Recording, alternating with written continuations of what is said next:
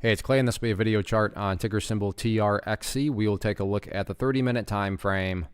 Real quick, what do I mean by 30-minute in case maybe you're new to charts? Instead of each one of these candlesticks here representing 1 day's worth of price action, which is what you would normally see, each one represents 30 minutes. So while this here may look like several days worth of time, it's actually today's price action broken down into 30-minute time slices.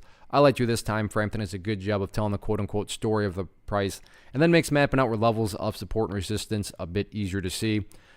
I did this analysis on Thursday, so that is where these red and green line annotations are coming from. But after today's price movement, some updates here definitely need to be made. First thing I'm going to do is a little house cleaning, though. Go ahead and get rid of these lines here. Sure, those levels still pertain. They're just not relevant anymore. And from a presentation standpoint, I don't want to risk causing confusion because there's lines all over the place. So let's just try to keep this as clean as possible. The first update, though, that does need to be made is based on a foundational rule in charting, which states when levels of support are broken and closed below, they do tend to act as resistance.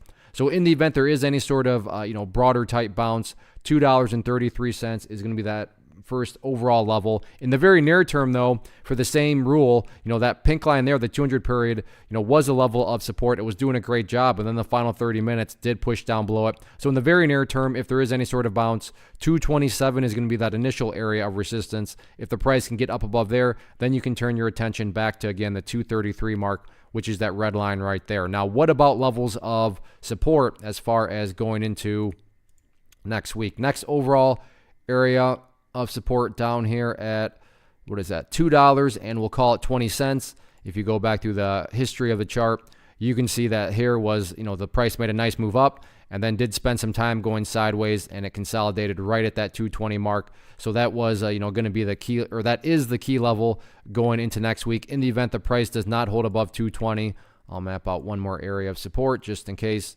The next overall level would be down here at, let's see, what is that? $2.15, which is just based off of these lows from back here on the 4th. So overall, bigger pullback now, and now it's just a question of can the bulls try to stabilize the price and get things turned around? We'll see what happens next week.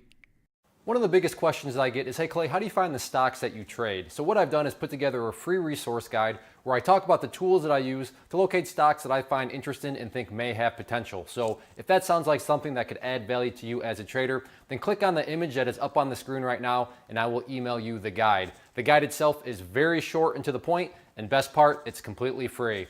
Thanks for watching the video. Let me know if you have any questions.